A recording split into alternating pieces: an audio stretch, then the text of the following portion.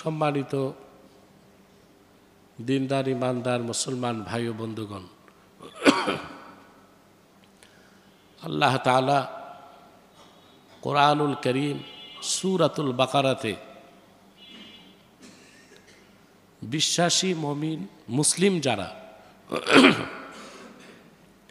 তাদেরকে লক্ষ্য করে বললেন, ইয়া আইয়ুহাল্লাযীনা আমানু দুখুলু ফিস-সিলমি কাফা। হে ঈমানদারগণ, বিশ্বাসীগণ, তোমরা পরিপূর্ণভাবে ইসলামে প্রবেশ করো। ওয়ালা তাত্তাবিউ খুতুওয়াতিশ শায়তান, আর শয়তানের পদাঙ্কসমূহ অনুসরণ করো না।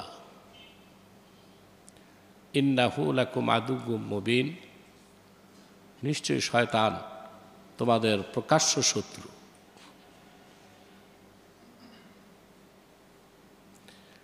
আল্লাহ তাআলা ইসলামে প্রবেশ করতে কাফের মুশরিক অবিশ্বাসীদেরকে বলেন নাই,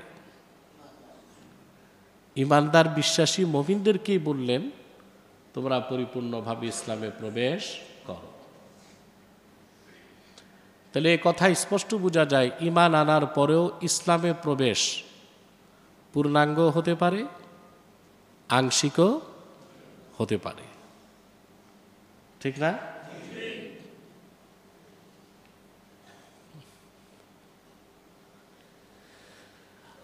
কোরআন কারীমের কোথাও আল্লাহ রাব্বুল আলামিন কাফের মুশরিক অবিশ্বাসীদেরকে মুসলিম হতে বলেন নাই। কাফের মুশরিক অবিশ্বাসীদেরকে আল্লাহ বলেছেন ঈমান আনো, আর ঈমানদারদেরকে বলেছেন মুসলিম হও। কথাটি বুঝতে পেরেছেন? অবিশ্বাসী যারা কাফের মুশরিক তাদেরকে বলেছেন ঈমান আনো, আর ঈমানদারদেরকে বলেছেন ইসলামে প্রবেশ। যেমন আল্লাহ তাআলা কোরআন কারীমের অন্যত্র বলেন,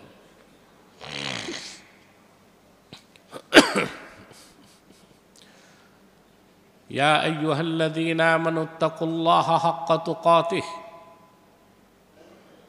ওয়া লা তামুতুন্না ইল্লা ওয়া আনতুম মুসলিমুন। ঈমানদারগণ, তোমরা আল্লাহকে যথাযথ ভয় করো, আর পরিপূর্ণ মুসলিম না হয়ে মৃত্যুকে আলিঙ্গন করো না। এখানে আল্লাহ পরিপূর্ণ মুসলিম হতে বললেন কাদেরকে? মুমিনদেরকে, বিশ্বাসীদেরকে। অবিশ্বাসীদেরকে বলেন নাই। অবিশ্বাসী কাফের মুশরিকদেরকে বলেছেন ঈমান আনো, আর ঈমানদারদেরকে বলেছেন ইসলামে প্রবেশ। তাহলে বোঝা যাচ্ছে ঈমান আনার পরেও ইসলামে প্রবেশ বান্দার পূর্ণাঙ্গ হতে পারে, আংশিকও হতে পারে। তাই ঈমান কি? ইসলামের মূল হচ্ছে ঈমান। ঈমান আনার আগ পর্যন্ত কোনো ব্যক্তির আমল বলে গ্রহণযোগ্য হবে না। আমাদের দেশের অধিকাংশ মুসলিম আকায়েদের ব্যাপারে অজ্ঞ, বরং অনেক মোল্লা মৌলবীরও দেখেছি আকায়েদের সঠিক জ্ঞান নাই। কাউকে কাফের বললে বলবে লোকটা তো নামাজ পড়ে, নামাজ পড়লেও কেউ যদি কুফর করে সে কাফের, আর তার কুফর যদি কুফর বাওয়াহা হয়, তার কুফরিতে যে সন্দেহ করবে সেও কাফের।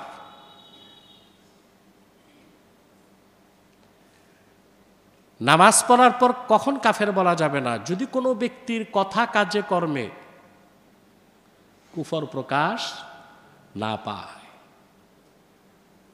যেমন মুসলিম শরীফের হাদিস, রাসূল করিম সাল্লাল্লাহু আলাইহি ওয়াসাল্লাম ইরশাদ করেছেন, মান সাল্লা সালাতানা ওয়াস্তাকবালা কিবলাতানা ওয়া আকালা যাবিহাতানা ফাযালিকাল মুসলিম। ঈমান আনার পরে যে ব্যক্তি আমাদের সালাত আদায় করল, আমাদের কেবলা কাবাকে কেবলা হিসেবে গ্রহণ করল, আমাদের জবাইকৃত পশুর গোশত হালাল মনে করে খেলো, সে লোকটা মুসলিম। ঈমান আনার আগে না পরে? কথা বলেন।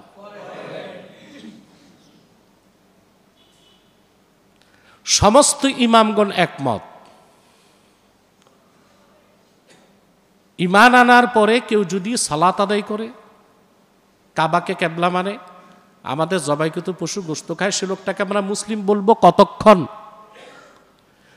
হাত্তা লাম ইয়াসদুর মিনহু কুফরুন কাওলান আও ফি'লান আও তাকরীরা, যতক্ষণ তার দ্বারা কুফর প্রকাশ না পাবে, মৌখিকভাবে, কর্মের মাধ্যমে, সম্মতির মাধ্যমে, তার দ্বারা কুফর প্রকাশ যদি না পায়, নামাজ পড়ার কারণে, কাবাকে কেবলা মানার কারণে, আমাদের জবাইকৃত পশুর গোশত খাওয়ার কারণে তাকে আমরা মুসলিম বলে মেনে নিতে পারি।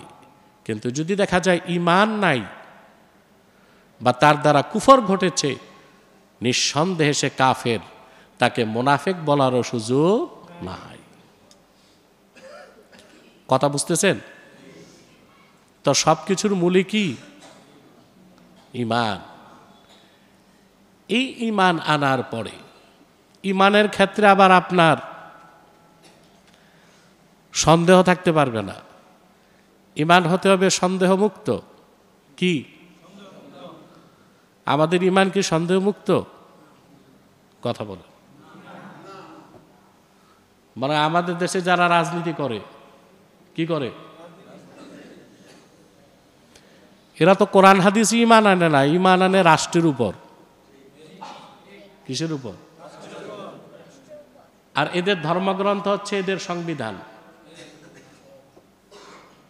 এদের ধর্মগ্রন্থ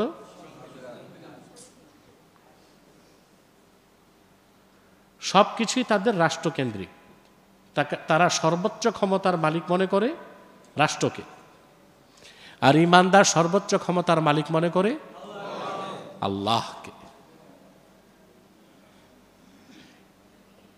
ইসলামী রাজনীতিতে বিশ্বাসী আর প্রচলিত রাজনীতিতে বিশ্বাসীদের মধ্যে এটা হচ্ছে একটা ফান্ডামেন্টাল পার্থক্য।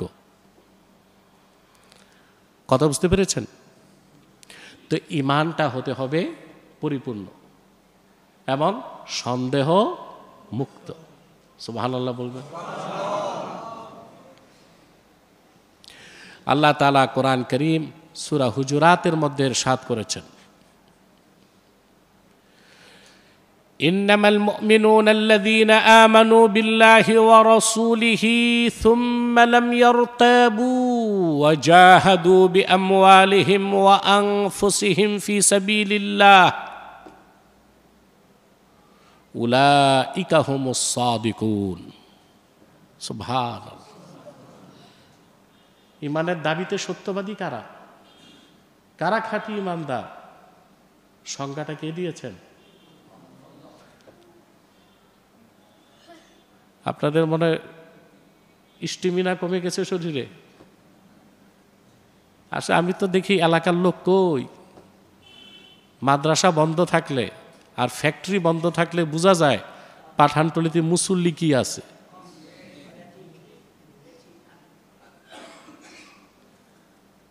এই লোকগুলো জুমার নামাজে আসারও সময় পায় না। আল্লাহ তাআলা বলেন,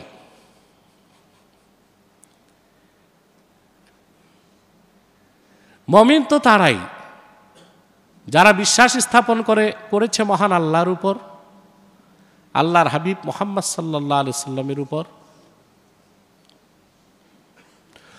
অতঃপর ঈমানের কোনো একটি বিষয়ে ন্যূনতম সন্দেহ পোষণ করল না। এটা ইয়াকিন। এটা কি? এই যে শোনেন না, ঈমান আর ইয়াকিন। কথা বলেন। আপনি যে বিশ্বাস করলেন এটা ঈমান, বিশ্বাসটা যদি সন্দেহ মুক্ত হয় ওইটার নাম ইয়াকিন। ওটার নাম কি? বদরুদ্দিন আইনি বুখারী শরীফের শরাতে লিখেছেন, উমদাতুল কারিতে, জাওয়ালুশ শাক, যখন কোনো বিষয়ে আপনার আর সন্দেহ থাকবে না, ওইটাই ইয়াকিন। ওটা কি ইয়াকিনটা? আবার তিন প্রকার: ইলমুল ইয়াকিন, আইনুল ইয়াকিন, হাক্কুল ইয়াকিন। সুবহানাল্লাহ। ইব্রাহিম আলাইহিস সালাম একদিন আল্লাহ তাআলাকে ডাক দিয়ে বললেন, রব্বি আরিনি কাইফা তুহইল মাউতা। আল্লাহ, আমি বিশ্বাস করি মৃতকে তুমি জিন্দা করতে পারো, তবে আমাকে একটু দেখায় দাও। সুবহানাল্লাহ। আমাকে একটু স্লাইড গ্লাসটা বন্ধ করে দাও, আসার পরে স্লাইড গ্লাসটা বন্ধ করে দাও, ভিতরে ঢুকে স্লাইড গ্লাস বন্ধ করো।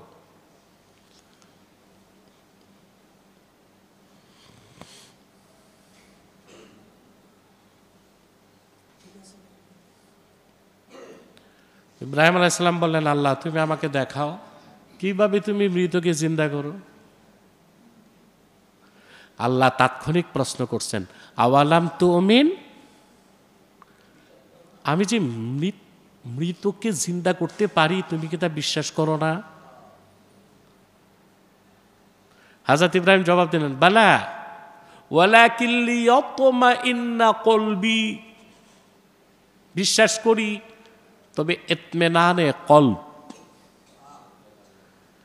আমার স্যাটিসফ্যাকশন অফ মাইন্ড, মনের প্রশান্তির জন্য দেখতে চাই যে তুমি আসলেই মৃতকে জিন্দা করতে পারো।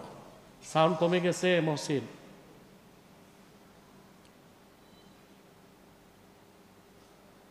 আল্লাহ পাক বললেন, ইব্রাহিম তুমি 4টা পাখি নাও। তিনি 4টা পাখি নিলেন। আল্লাহ বললেন, জবাই করো। তিনি জবাই করলেন।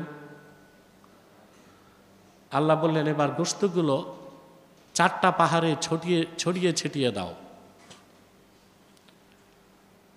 হযরত ইব্রাহিম তাই করলেন। আল্লাহ পাক বললেন, ইব্রাহিম এবার তুমি পাখিগুলোর নাম ধরে ডাকো। তিনি নাম ধরে ডাকলেন, সবগুলো পাখি জিন্দা হয়ে হযরত ইব্রাহিমের হাতে চলে আসে।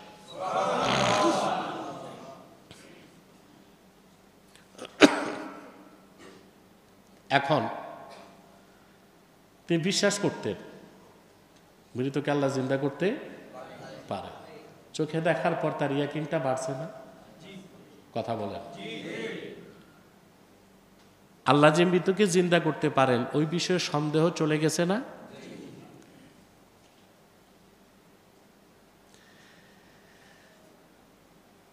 সবচেয়ে মজার বিষয়, আশ্চর্যের বিষয়, আল্লাহ তাআলা হযরত ইব্রাহিম তাকে ইতমিনানে কলব আগে দেন নাই। ইতমিনানে কলব, স্যাটিসফ্যাকশন অফ মাইন্ড, আগের আওয়াজই তো ভালো ছিল, শুরুটা ধরার দরকার ছিল না। স্যাটিসফ্যাকশন অফ মাইন্ড, মনের প্রশান্তি আল্লাহর কাছে হযরত ইব্রাহিম চেয়ে নিয়েছেন। আর ১৫০০ বছর আগে আল্লাহ তার হাবিব মুহাম্মদ সাল্লাল্লাহু আলাইহি সাল্লামের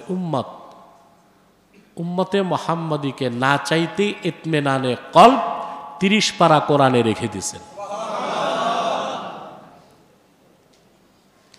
আল্লাহ পাক কোরআন কারীমে ইরশাদ করেছেন,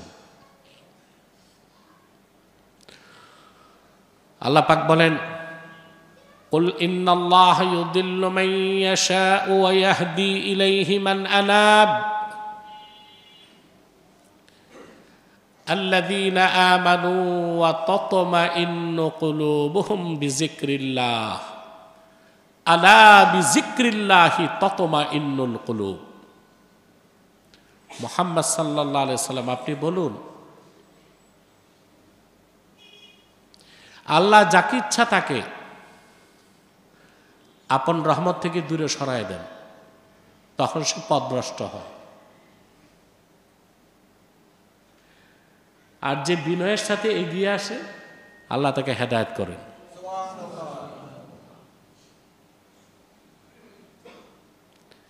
ওইসব ইমানদার যারা ইমান এনেছে আর আল্লাহর জিকিরে যাদের অন্তর প্রশান্ত হয়, আলা বিজিক্রিল্লাহি তাতমাইন্নুল কুলুব, সাবধান জেনে রাখুন আল্লাহর জিকিরই একমাত্র মুমিনদের অন্তরসমূহ প্রশান্তি লাভ করে। অর্থাৎ কোনো ব্যক্তি আল্লাহর কোরআন যত বেশি পড়বে বুঝবে, তার সন্দেহগুলো তত বেশি দূর হবে। তো ঈমান আনার পরে শর্ত কি? সুম্মা লাম ইয়ারতাবু, সন্দেহ রাখলো না। ওয়াজাহাদু বিআমওয়ালিহিম ওয়া আনফুসিহিম ফি সাবিলিল্লাহ, আর জান ও মাল দিয়ে আল্লাহর পথে জিহাদ করলো। উলাইকা হুমুস সাদিকুন, আল্লাহ পাক বলেন তারাই ঈমানের দাবিতে সত্যবাদী। বলেন সুবহানাল্লাহ। এই ঈমান হচ্ছে ইসলামের মূল। ঈমান আনলেই ইসলামে প্রবেশ করা যাবে। এখন ইসলাম কি? ইমামে ফখরুদ্দিন রাজি তাফসীর কবিরে লেখেন, ওয়া আসলুহু মিনাস সিলমে, ইসলাম শব্দটার উৎপত্তি সিলমুন ধাতু থেকে। সিলমুন, সিলমুন শব্দের অর্থ হুয়াল ইনকিয়াদু যাহির মা শারতে ইনকিয়াদিল বাতিন। ঈমান আনার দ্বারা মানুষ আভ্যন্তরীণভাবে আল্লাহর আনুগত্য মেনে নেয়, তারপর বাহ্যিকভাবে আল্লাহর বিধানগুলো আনুগত্যের সাথে মেনে নেবার নাম ইসলাম। ঈমান আনার পরে বাহ্যিকভাবে আল্লাহর আনুগত্যকে বিনা প্রশ্নে অবনত মস্তকে মেনে নেবার নাম ইসলাম। যেমন আপনার ঈমান আছে না নাই আল্লাহ ছাড়া কেউ জানেন? তা আমরা কাফেরকে কাফের কখন বলি? যখন দেখি তার দ্বারা কুফর প্রকাশ পেয়েছে। যখন কোনো ব্যক্তির দ্বারা কুফর প্রকাশ পায়, সে তো কাফের নিজেই প্রমাণ দিয়ে দিল, তখন আর কাফের বলতে কোনো সমস্যা থাকে না। কিন্তু কারো দ্বারা কুফর প্রকাশ পেল না, আপনি জানেন লোকটি মুসলিম, তার ঈমান আছে না নাই আসলেই অন্তরে আল্লাহ ছাড়া কেউ জানেন? এখন আমরা তাকে মুসলিম কখন বলবো? যখন দেখবো সে সালাত আদায় করে। কি আদায় করে? সালাত আদায় করার মানে লোকটি আল্লাহর হুকুমকে মেনে নিস, আল্লাহর আনুগত্যকে মেনে নিয়েছে। যখন দেখবো সে আমাদের কেবলা কাবাকে মানে, এটা একটা আনুগত্য। যখন দেখবো আমাদের জবাইকৃত পশুর গোশত খায়, এটা একটা আনুগত্য। এই যে আনুগত্য, এগুলো সব বাহ্যিক না?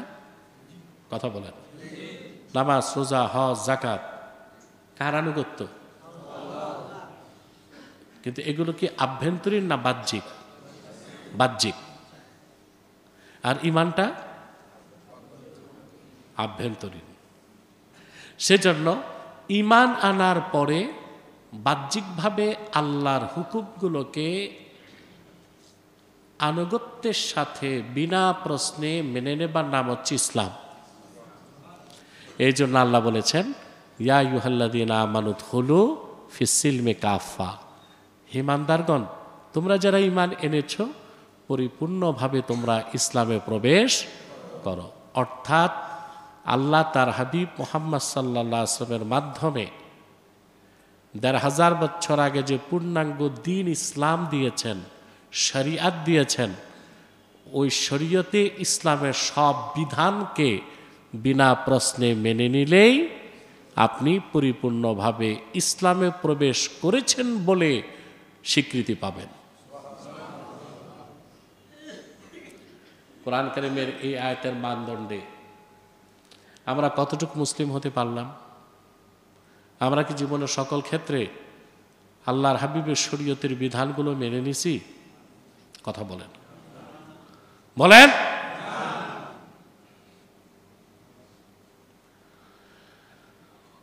হযরত ওমর রাদিয়াল্লাহু তাআলা আনহুর হাতে একদিন দেখা গেল তাওরাতের কিছু পৃষ্ঠা।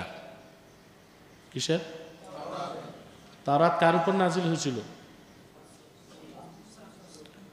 এও জানেন না? মুসা নবীর উপর। রাসূল করিম সাল্লাল্লাহু আলাইহি ওয়াসাল্লাম তা দেখে প্রচন্ড রাগ করলেন আর বললেন, ওমর, লাউ কানা মুসা হাইয়া,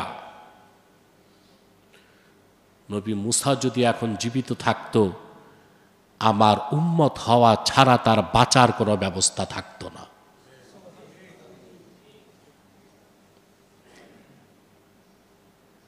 তাওরাত কিতাব আল্লাহর পক্ষ থেকে এসেছিল, কিন্তু ইহুদিরা রদবদল করে বিকৃত করে ওটার নকল বানায় দিছিল। কিছু কথা তো আল্লাহর তখনও ছিল না। রাসূল করিম সাল্লাল্লাহু আলাইহি সাল্লাম অসন্তুষ্ট হলেন যখন দেখলেন হযরত ওমরের হাতে তাওরাতের কয়েকটা পৃষ্ঠা। কথা বুঝতেছেন? তাহলে বোঝা যায় মুসলমানের জিন্দিগিতে সকল সমস্যার সমাধানে কোরআন সুন্নাহর আশ্রয় নিতে হবে। অন্য কোনো ধর্ম, তন্ত্র, মন্ত্র, মতবাদ সেখান থেকে কিছু নেওয়া।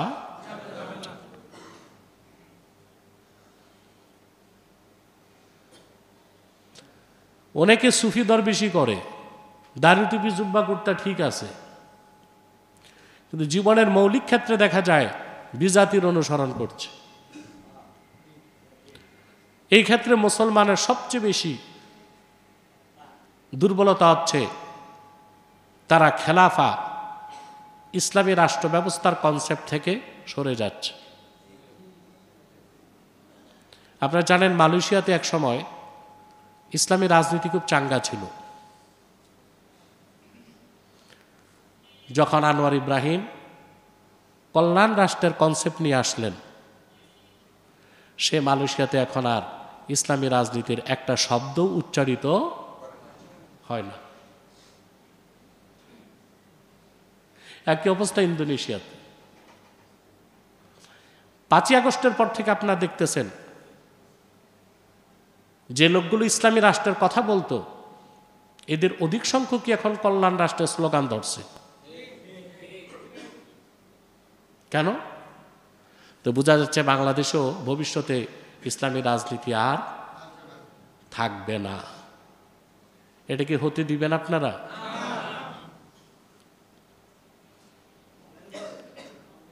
= 1917 সালে খেলাফতে ওসমানিয়ার অবসানের পরে 1922 সালে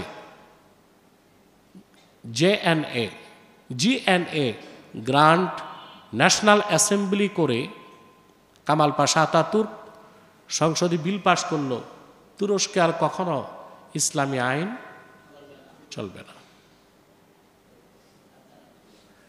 ঠিক তার পরপর জামাল উদ্দিন আফগানি প্যান ইসলামিজম নিয়ে আসতো। প্যান ইসলামিজম ছিল খেলাফতের বিপক্ষে একটা চক্রান্ত। পরবর্তীতে অন্যরা আসলো, ইসলামী গণতন্ত্রের নামে ইসলামী রাজনীতির কথা বলল। এটাও ছিল খেলাফার বিরুদ্ধে একটি চক্রান্ত। দেখা গেল আর উপমহাদেশে কোথাও, ভারত তো পৌত্তলিকদের হাতে, পাকিস্তানে কিংবা বাংলাদেশে কোথাও আমরা ইসলামী রাষ্ট্র প্রতিষ্ঠিত করতে পারি নাই। আর এখন যে বুলিয়া ওড়ানো হচ্ছে কল্যাণ রাষ্ট্র, এর মানে আর ইসলামী রাজনীতির কথাও বলা যাবে না। এখন হচ্ছে রাম বামদের মতো, জাতীয়তাবাদীদের মতো আমরাও বলবো কল্যাণ রাষ্ট্র। সেজন্য আমরা শুরু থেকেই জাতিকে সাবধান করে এসেছি, ভারতীয় আধিপত্যবাদ, হিন্দুত্ববাদ আর ফেসিবাদ থেকে দেশ মুক্ত হয়েছে। এটা কারো কৃতিত্ব নয়, এটা আল্লাহর সাহায্যে এই জাতি এই বিজয় লাভ করেছে। কিন্তু যদি এ জাতি চোখ কান খুলতে না পারে, আর নেতৃত্বে যে মৌলবীগুলো বসে আছে এগুলো যদি ক্ষমতার লিপ্সা বাদ দিতে না পারে, তো বাংলাদেশ আরেকটি গজবের দিকে চলে যাবে। সেটা হচ্ছে এটা মোস্ট সেকুলার একটা রাষ্ট্র হবে, যেখানে ইসলামী শরিয়া আইনের কথা বলার মতো কোনো লোক থাকবে না। অতএব আমাদের পরিপূর্ণভাবে ইসলামে প্রবেশ করতে হবে। ঈমান আনার পরে জীবনের সকল ক্ষেত্রেই কোরআন সুন্নাহ ইসলামী শরিয়ার পূর্ণ অনুসরণ করতে হবে। যদি না করেন আপনি পরিপূর্ণ মুসলিম বলে গণ্য হতে পারেন না। কথা বুঝতেছেন? আমি যে আয়াত থেকে আপনাদেরকে ব্যাখ্যা শোনাচ্ছি, এ আয়াতে শানে নুজুলে এসেছে। শানে নুজুলটা আমি দেখেছি তাফসির কুরতুবিতেও আছে, তাফসির রাজিতেও আছে। মদিনাতুল মুনাওয়ারাতে ইহুদি ধর্মাবলম্বীদের মধ্যে সবচেয়ে বড় পণ্ডিত ছিলেন আব্দুল্লাহ ইবনু সালাম রাদিয়াল্লাহু তাআলা আনহু। কি নাম? অনেক জ্ঞানী মানুষ ছিলেন। তিনি আল্লাহর হাবিব সাল্লাল্লাহু আলাইহি ওয়াসাল্লামের কাছে এসে বললেন, ইয়া রাসূলুল্লাহ সাল্লাল্লাহু আলাইহি ওয়াসাল্লাম, আমি মুসলমান হতে চাই। রাসূল করিম সাল্লাল্লাহু আলাইহি ওয়াসাল্লাম বললেন, ঠিক আছে, এর তো ভালো কথা। তিনি বললেন, তবে আমার একটা শর্ত আছে। ইহুদিরা যখন আপনার কাছে আসবে, আপনি তাদের কাছে জিজ্ঞেস করবেন যে আমি ইহুদিদের মধ্যে কেমন মানুষ।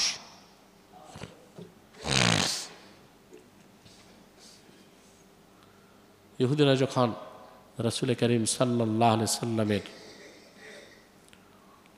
কদমের সামনে এসে বসলো, আল্লাহর হাবিব সাল্লাল্লাহু আলাইহি ওয়াসাল্লাম জিজ্ঞেস করলেন, আব্দুল্লাহ ইবনু সালাম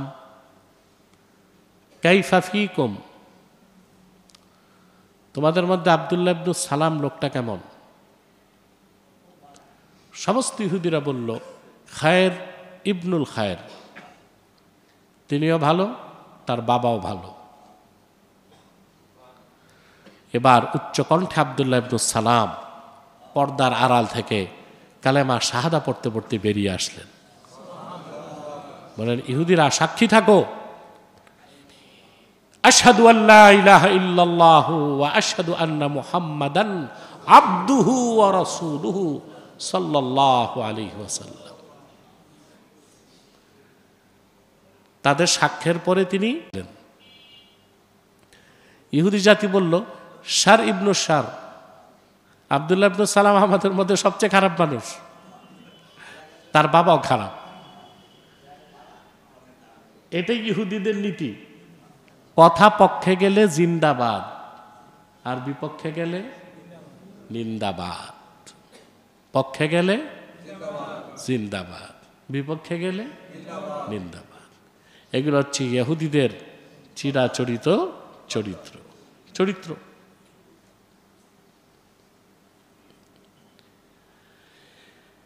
আব্দুল্লাহ ইবনু সালাম এবং অন্যান্য ইহুদিরা যখন মুসলমান হলো, আল্লাহর হাবিব সাল্লাল্লাহু আলাইহি ওয়াসাল্লামের শরীয়তের সব কিছু মেনে নিল। গোপনে কিছু নেক আমল করতে লাগলো, যেগুলো মুসা নবীর শরীয়তে ছিল। বুঝতেছেন? ইসলাম পুরা মেনে নেওয়ার পরে গোপনে গোপনে কিছু পূর্বে যে ধর্ম ছিল, ইহুদি ধর্মের কিছু ভালো কাজ করতে লাগলো। খারাপ কাজ না, ভালো কাজ। ভাবছে যেহেতু মুসলমান হয়ে গেছি, তো ইহুদি ধর্ম তো মুসা নবীর মাধ্যমে আসছিল, কিছু ভালো করতে সমস্যা কি?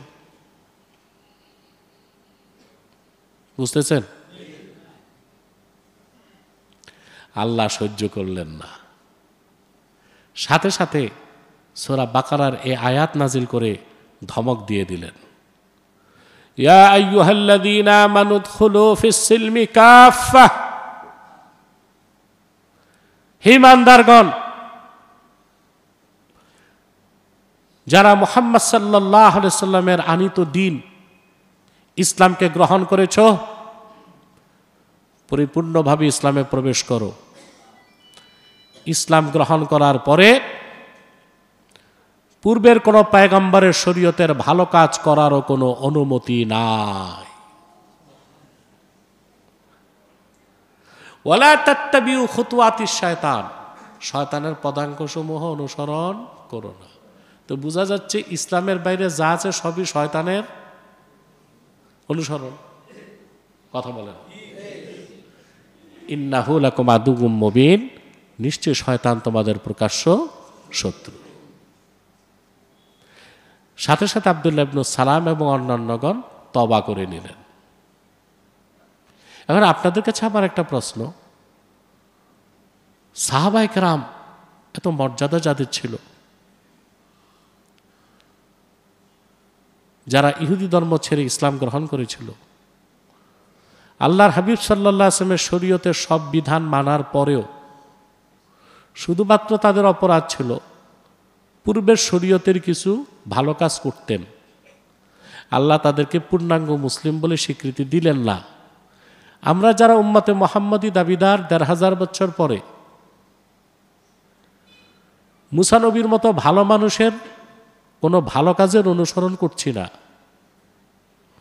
বরং জীবনের একটা বিরাট অংশে মুসা নবী, ঈসা নবী, দাউদ নবীর মতো পূর্বের কোনো পয়গম্বরের দেখানো কোনো নীতি বা পথ না, বরং একান্তই যারা পৌত্তলিক, অগ্নিপূজারী, প্রস্তর পূজারী, নাস্তিকতায় বিশ্বাসী, পশ্চিমা দার্শনিক, রাজনীতিবিদদের আদর্শ গ্রহণ করেছি, তারা কতটুকু মুসলিম হতে পারলাম? কথা বলেন। যদি মুসা নবীর শরীয়তের কিছু ভালো কাজ করার কারণেও আব্দুল্লাহ ইবনে সালামকে ও তার সাথীদেরকে আল্লাহ পূর্ণাঙ্গ মুসলিম বলে স্বীকৃতি দেন নাই, তা ১৫০০ বছর পরে আমরা যারা মুসলিম দাবিদার, জীবনের একটা বিরাট অংশে মুসা নবী, ঈসা নবী, দাউদ নবীর মতো বনি ইসরায়েলের পূর্বের পয়গম্বরদের কোনো নীতি বা ভালো কাজ না, ওগুলো নেওয়ারও তো সুযোগ নাই, বরং Plato, Socrates, Archimedes, Aristotle, Pythagoras, Abraham Lincoln, Karl Marx, Leo Tolstoy, Lenin, Stalin, তাদের তৈরি করা মতাদর্শ, আদর্শকে গ্রহণ করতে চাচ্ছি। রাজনৈতিক সমাধান হিসেবে সেগুলো থেকে মুক্তির পথ খুঁজতেছি। আমরা কতটুকু মুসলিম হতে পারলাম তাকে চিন্তা করার সময় চলে গেছে না এখনই সময়?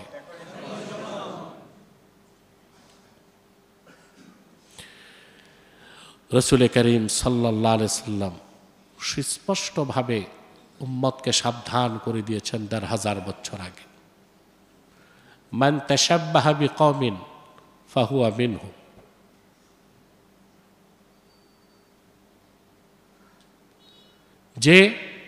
যে জাতির সাদৃশ্যকে অবলম্বন করবে সে জাতির সদস্য বলে গণ্য হবে।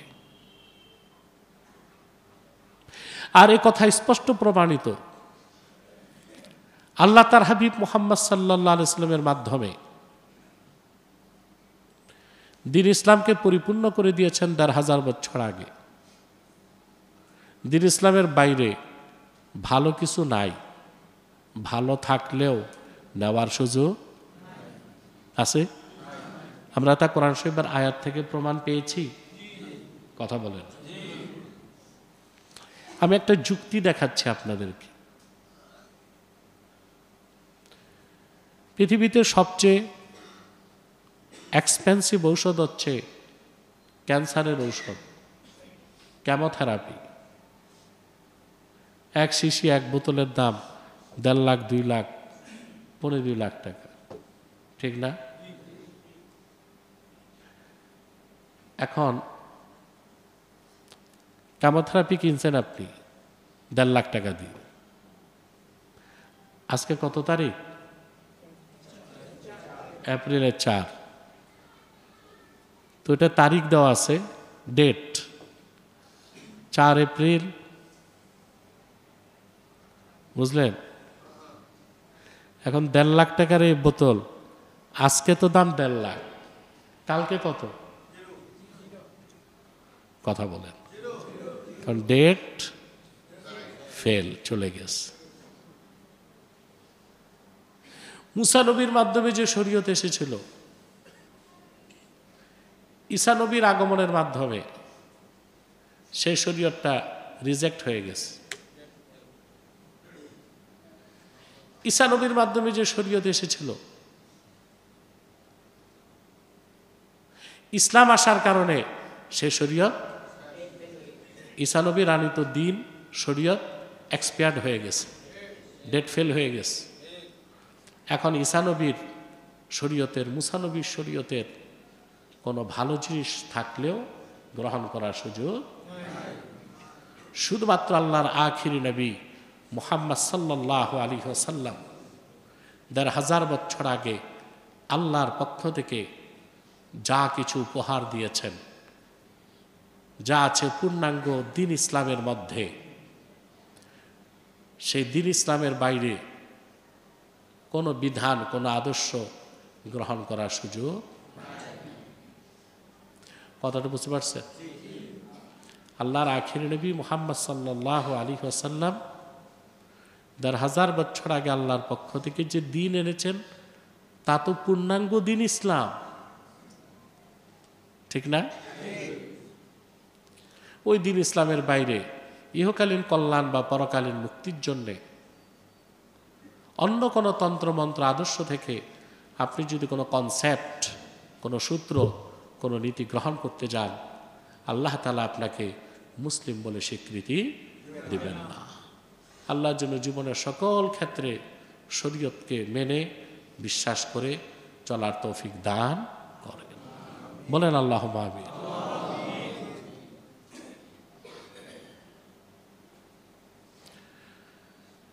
বিদেশি এক সাংবাদিক স্ট্যাটাস লিখছে যে আমি চাই না বাংলাদেশে শরিয়া রাষ্ট্র হোক। আচ্ছা বলেন ভাই, চামচিকা যদি না চায় সূর্য উঠুক, এতে সূর্যের কি আসে যায়? চামচিকা বের হয় কখন? কারণ সূর্যের আলো সহ্য করতে। তুই বেটা 2 টাকার সাংবাদিক, বিদেশ বেশে শরিয়া রাষ্ট্র হবে কি হবে না, তোর চাওয়া না চাওয়ায় কি আসে যায়? মুসলমানদের কাজ হচ্ছে চেষ্টা, সফলতা কে দিবেন? ইসলামী শরিয়া রাষ্ট্রকে যে বিশ্বাস করবে না, সে মুসলিম বলে নিজেকে পরিচয় দিতে পারে না। আমাদের ন্যারেটিভ, আমাদের বয়ান, আমাদের বক্তব্য, আমাদের চেষ্টা শরিয়া রাষ্ট্র প্রতিষ্ঠার জন্য চলবে। কখন সফলতা আসবে ওইটা আল্লাহ তাআলাই ভালো জানেন। আল্লাহ আমাদেরকে গ্রহণ করুক, মঞ্জুর করুক। ওয়াখির দাওয়ানা আনিল হামদুলিল্লাহি রাব্বিল আলামিন। ওয়াসসালামু আলাইকুম ওয়া রাহমাতুল্লাহি তাআলা ওয়া বারাকাতুহু।